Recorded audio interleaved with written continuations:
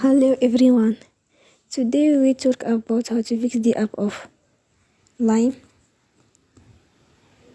You will go to settings. Then we click on apps. After that you will search the app Lime and you will click. Then you will on Forcestop.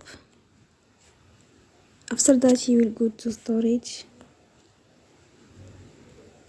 Then we click on clear cache. You will go to Play Store and you will update your app. Don't forget to support us by like and subscribe. See you next time and thank you for watching.